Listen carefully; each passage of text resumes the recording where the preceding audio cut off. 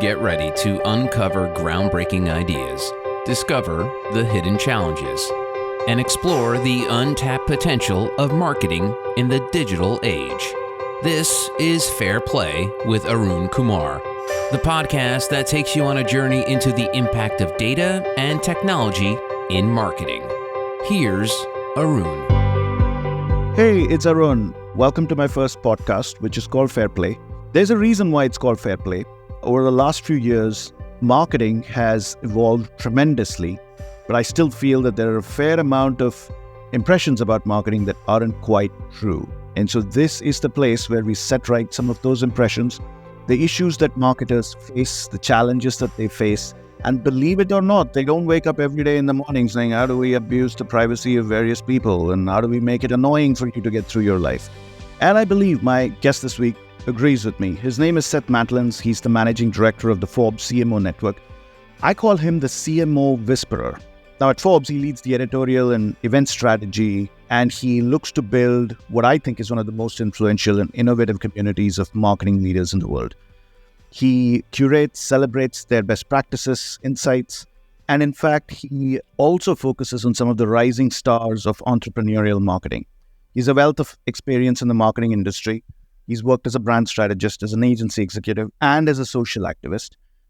He is passionate about creating positive change in the world through the power of marketing, something that I truly believe can happen. Seth, welcome to the podcast. Oh, thank you so much for having me, Arun.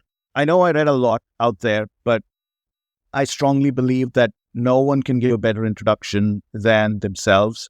So tell our listeners a little bit about your role at the Forbes CMO Network and what it's all about. Yeah, when Forbes made the decision to bring someone like me in, they made a decision to bring in a practitioner. And as you laid out in your very kind introduction, Arun, I am a marketer. I don't have a journalist background.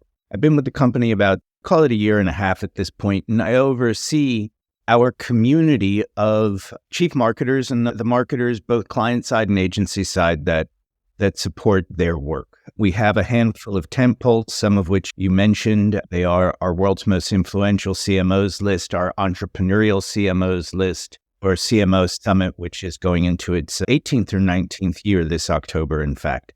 But I look at the work as a marketer as being both a brand in and of itself, the Forbes CMO Network, an expression of a brand, which is to say that it expresses and reinforces what the Forbes brand is all about. I look at it as building a business in and of itself and within the larger organization. And then finally, I think what I'll say is that, I look at our job, borrowing a lot from my nearly 25 years in and around Hollywood, as being an agent for marketing and chief marketers, because I think both need an agent right now and they both need representation. We may get into this later in the conversation, but I think marketing and marketers are at something of an inflection point, and our job is to help make their role and their place as strategic architects and financial engines more clear than I think it's been. In fact, that's a nice segue to what one of the spaces that I wanted to start chatting with you about, which is at the world's most influential list luncheon that you held for CMOs earlier this year at Cannes. One of the topics that you spoke about, a lot of marketers spoke about, was the influence of CMOs, the fragmentation of their role. What does influence mean in a marketing context today, which, especially in the context of a role of a CMO? I think influence today means what it long has. I think the exercise and application of it is what's changed. The way we define influence is influence on the character and destiny of brand and business. And in fact, that's just actually the original definition, at least the first part of it, of what influence is. So we look at the chief marketing officer's role and impact on brand and business health, on the broader marketing community, and oftentimes on culture at large. So you spoke a little bit about marketers, the challenges they face, etc. And obviously in that room, and I must tell everyone who's listening to this, if you haven't been to a Forbes CMO luncheon, you clearly missed out on something. It was one room. You had the world's top marketers in there, and some of that conversation was exhilarating. You couldn't pay to attend many meetings that take place during the year and have that level of conversation. So it was absolutely phenomenal. And I know you had a great panel discussion set. But if you look at where marketing is today, and what marketers are facing, would you think are like the top 3 challenges that they would say they face in today's environment? I'm going to paint my answer with a broad brush, and I'm not going to distinguish between the different types of chief marketers, the different types of industries and organizations or customer sets. But I think the fundamental challenges include keeping up with change that is impossible to keep up with. It includes relationships with and largely the absence of oftentimes understanding amongst their C-suite peers, in particular the CFO and CEO. And then 3, they market in a increasingly decentralized world where their ability to influence the character and destiny of brand and business is mitigated by, sometimes contributed to be clear, a decentralized world where brand and business are impacted by people in a moment. Anyone with a keyboard or a camera, internally or externally, can change the character and destiny of that brand and business. And I think those 3 things are the broad topics. But then it's just, you start getting into tactical challenges, the difference between attribution and econometrics, the difference between the proliferation of media, the fragmentation of audiences and attention, all the things that have been trending over decades, just become more so in 2023. Yeah, it's interesting you bring about attribution because you and I have had this conversation before, and I'm sure that CMOs are having this conversation with you. But I really think your opinion is crucial in this, given the position that you sit in. But as somebody who has been in the data-driven marketing space like me, one of the feelings that I have is that we've not quite landed the plane, justified the hype, delivered the results that we were supposed to. It feels like we've done a lot, but maybe we haven't answered the right questions. So what's your take on the promises that data-driven marketing made a few years ago? The promises like we would value every consumer differently basis what value they brought to the brand. Do you believe that hype is actually translated into reality? I couldn't believe that less. I think that if you look at the last 10 or 12 years, let's just call it the last decade, it's been the most analytical and data-driven in marketing's history, right? And that only promises to get more. So let's look at a couple of data points. One in particular, which I quote quite often, which comes from the Havas Meaningful Brand Survey, which is despite that data orientation, 75% of brands could just, you're right, nobody would know. Nobody would care. And what I think has happened, I don't mean to come across as a Luddite because I very much believe in the power of good and actionable data. But I think that we have turned to data as a salve when it's just a service. We have turned to data as the answer rather than what informs an answer. And I think some of that is because of the changes that I spoke about earlier, which is that there is so much change and so much uncertainty. And I'm not just talking about the changes and uncertainties that have been writ large over the past 3 years since the pandemic, but certainly go beyond that. But there is an expectation that every dollar spent will yield a clearly and demonstrably at least one-to-one return on dollars spent. And that's just not how marketing works in 2023 any more than it was in 1953. And I think that we have become obsessed with the promise of technology and have lost sight of the possibilities of technology and how it informs the data that we use. I think we confuse personalization with relevancy, and I think that we oftentimes lose sight of the human beings who we refer to as data in their aggregate, and that has caused marketing to suffer, and as a consequence, with marketing as a growth engine business to suffer. Yeah, and there are a couple of places, Seth, where this seems to materialize. One is the fragmentation between what's called the brand budget and what's called the performance budget, which are sometimes held by different teams, operated on by different teams. And we know that consumers don't really see the difference between the two. They just see it as communication. And the second part of this is the whole missing element of creative. From your vantage point, do you see these two places broken when marketers come to you and say, I'm in charge of brand, and then there's another $1 billion going to somebody else in the same organization handling performance marketing budgets? I see it as completely broken. I see it as symptomatic of a larger problem that perhaps I should have spoken to when you asked an earlier question, which is that we confuse too often, and too many of us, tactics with strategies, with objectives. We are so focused on the how, chasing the proverbial golden ring of the perfect how, that we lose sight of why people will buy. In the history of quote unquote performance, and I'll circle back to this in a second, there's been no greater performance engine than brand. Full stop, period, the end. The binary that has been created between brand and performance is an absolutely demonstrably false binary that really has shown that marketers have lost control of their own narrative, which is not without its own irony, of course, given what they do. But performance was just a phrase, a framework that Google and Facebook in particular put on pay-per-click advertising. It's not actually performance. It doesn't mean it, in fact, performs. It just means it moves a user, a person, a human being somewhere further down a consideration funnel and may or may not, in fact, lead to the transaction that hopefully in time builds relationships.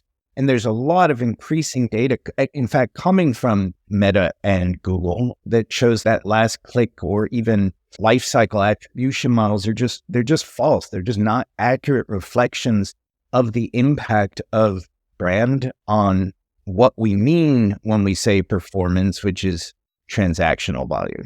So, Seth, why are we in this rut? For example, I can understand the vendors, the technology partners all trying to sell their stuff, but what are some of the forces CMOs are facing? Is it this drive to be more efficient that's coming at the cost of efficacy? Like, why are we still stuck in ancient pricing models when, like you said, it's clear that some of these last click attribution models don't work? And the point of concern I'm coming from is now with commerce media and retail media, we seem to be going further down the funnel. And there seems to be less and less of a conversation around how do we engage with people, the top of the funnel, for lack of a better word. Yeah, I think that you're absolutely right. And it ultimately is a funnel conversation, but I think a few things are happening. I'm not sure, by the way, Arun, that I can answer the why. I don't know why.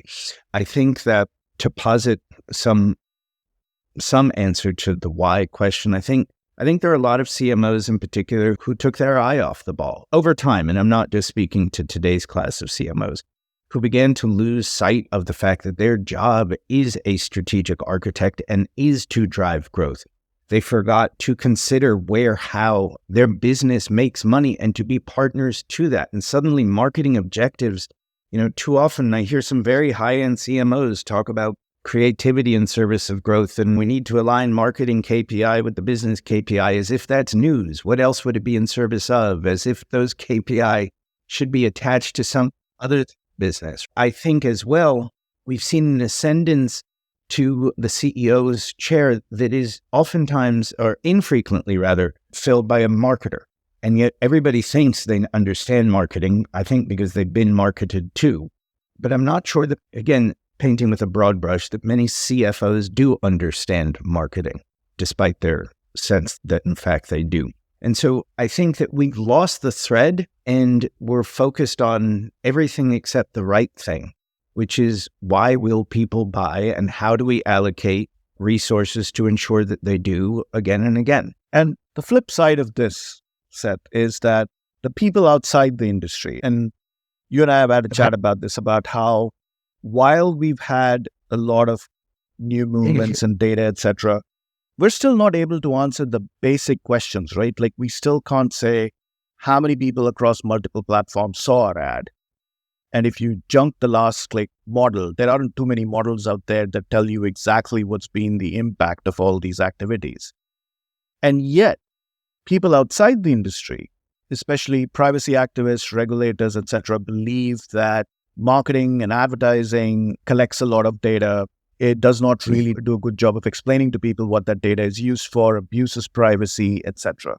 In that context, do you think we need an ethical framework for marketing? Because I sometimes feel that the people outside our industry don't quite understand what we're striving to do. And it's very concerning to hear statements like marketing is the tobacco of the 21st century being uttered by regulators. Do you think we have an ethical challenge? I think we have an ethical obligation. I'm probably not the best person to talk about whether we have an ethical challenge. I'm not probably well enough versed in it, but we certainly have an ethical obligation and an ethical responsibility. And if we are meeting neither the obligation nor the responsibility, then yeah, we have a challenge. Do we have a challenge of perception? I've not heard marketing is the tobacco of this moment before. I think that's palpably absurd. Yep. Marketing of tobacco would be the marketing of the tobacco of its time. But yes, I think trust, which is at the core of everything marketing has always sought to create and to provide, that is the essence of what a brand has been in a mass market world that, of course, no longer exists, sits part of that ethical responsibility, the notion of doing no harm, let alone doing actual good, I think sits at it as well. And yes, we can increase our ethical focus, I believe. And looking to the future, we've spoken about some of the challenges with data. And I know in the event in Cannes, we specifically, and I was really glad we didn't do it, talk about AI.